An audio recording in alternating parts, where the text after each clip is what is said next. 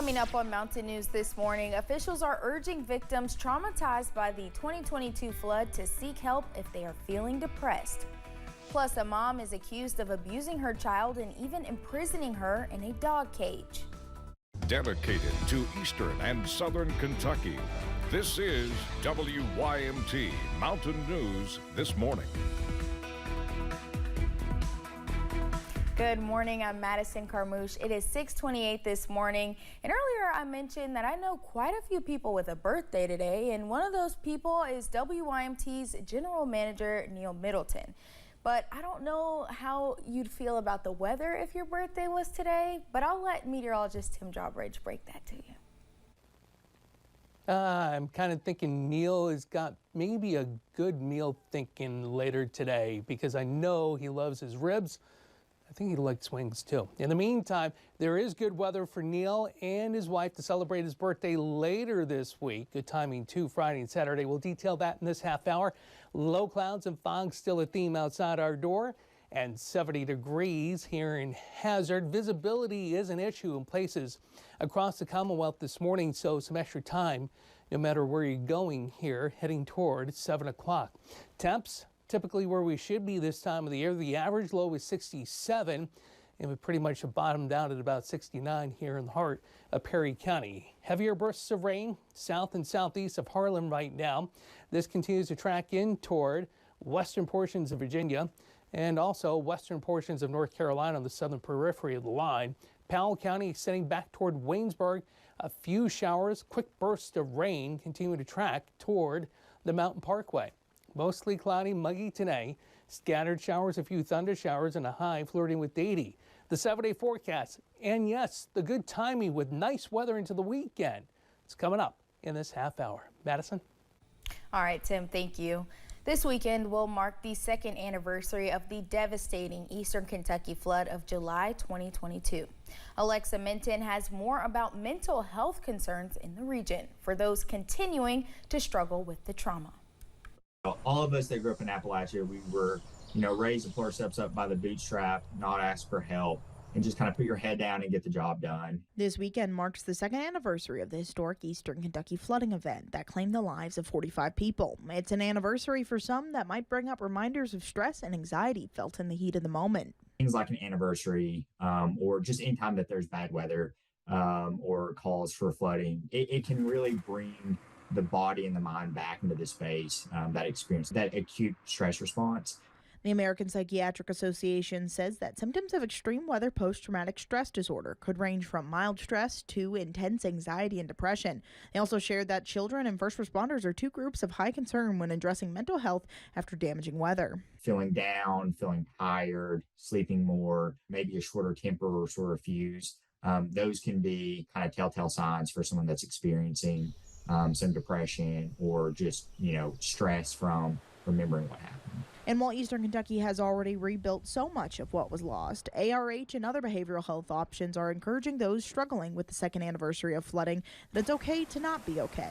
And asking for help with mental health struggles is just another way to showcase Kentuckians' resilience. It's rewiring the way that you're thinking about this and understanding too and being cognizant of, hey, I'm stressed, I'm anxious, I'm feeling depressed because of the event that I experienced, not because it's likely that it's going to happen again. That's the way that people kind of heal from this, is that they start recognizing the patterns in their thoughts and reach out for help. For WKYT, I'm First Alert Meteorologist Alexa Minton. If you or a loved one is struggling with anxiety or depression as the anniversary approaches this weekend, you can visit ARH's website for behavioral health options and resources, or you can call 988 for the Crisis Lifeline here in Kentucky. A jury has found former state lawmaker John Tilley not guilty of rape. The Lexington Herald-Leader reports the jury acquitted him after 5 hours of deliberation.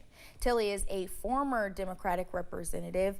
He was also a cabinet member under former Republican Governor Matt Bevin.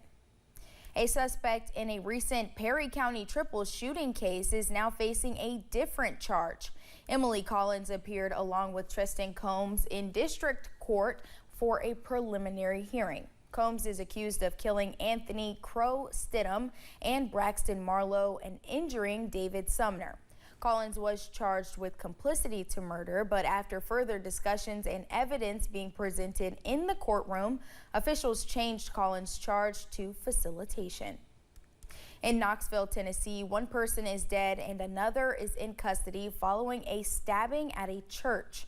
According to our sister station WVLT, officers with the Knoxville Police Department responded to the Cokesbury United Methodist Church at approximately 11:45 a.m. yesterday.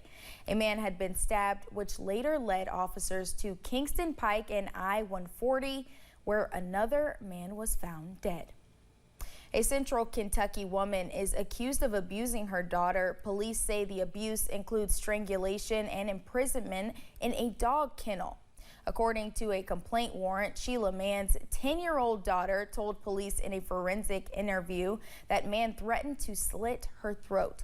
The child also reportedly told police that Mann strangled her and she was forced to stay in a dog kennel for several days.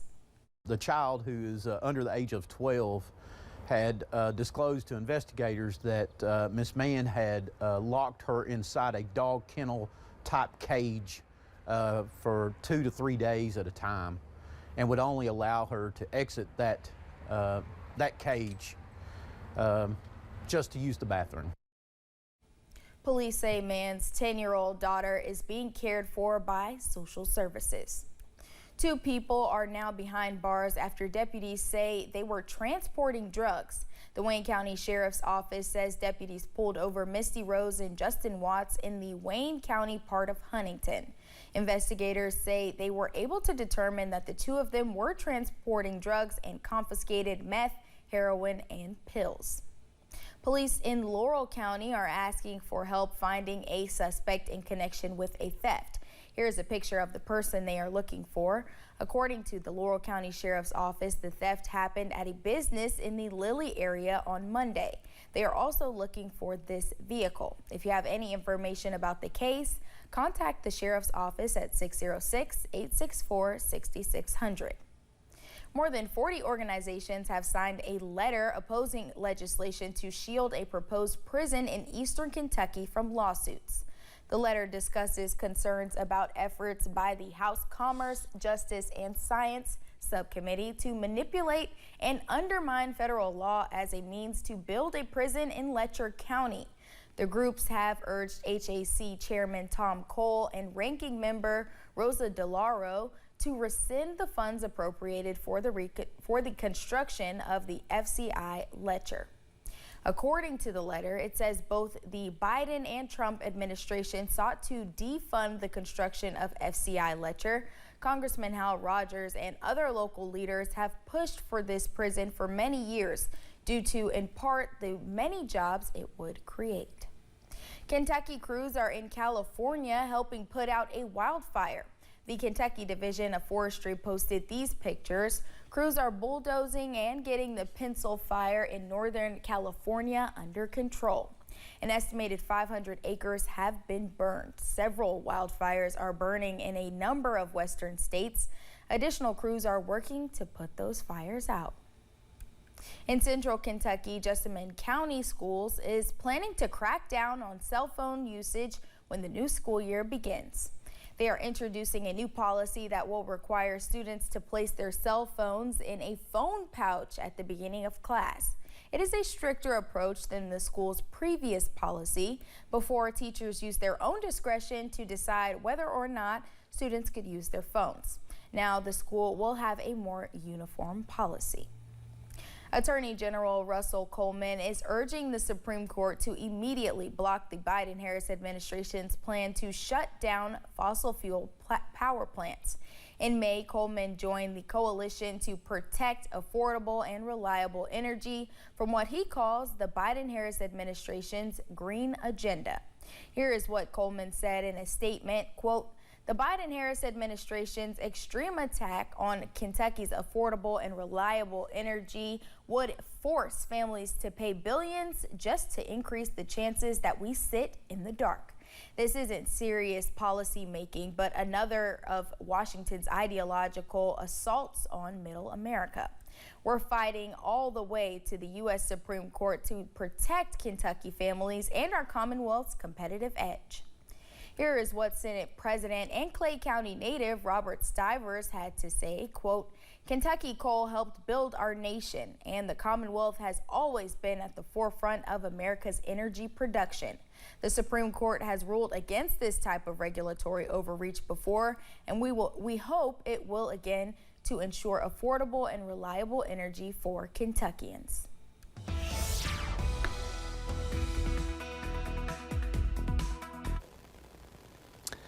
And a good Wednesday to you. Temperature-wise, well, the average this time of the year is about 67. So an average start here on the 24th of July is where it's 70 in Hazard. Some heavier bursts of rain continue to track toward Kingsport and Norton. As promised, we would, over the last hour, it was going to be from Norton southbound regarding the heaviest bursts of rain. That's departing Kyles Ford and heading into Mount Carmel, and we'll continue to head toward the I-81 corridor. To the north we go, heavier bursts of rain coming up into the Mountain Parkway. That'll be tracking just east of Stanton. Another heavier burst of rain here across southern portions or southwestern portions of Madison County. So mostly cloudy, muggy today. Scattered showers, a few thunder showers, and a high flirting with 80. We'd rather be flirting with sunshine, right? Guess what? It's coming back, and with good timing. The First Alert 7-day forecast with all those details into the weekend coming up in a few moments. Madison? All right, Tim, thank you. And thank you for joining us. The time is now 6:39. Still to come on Mountain News this morning. The head of the Secret Service steps down, a decision backed by both parties following the attempted assassination of former President Trump.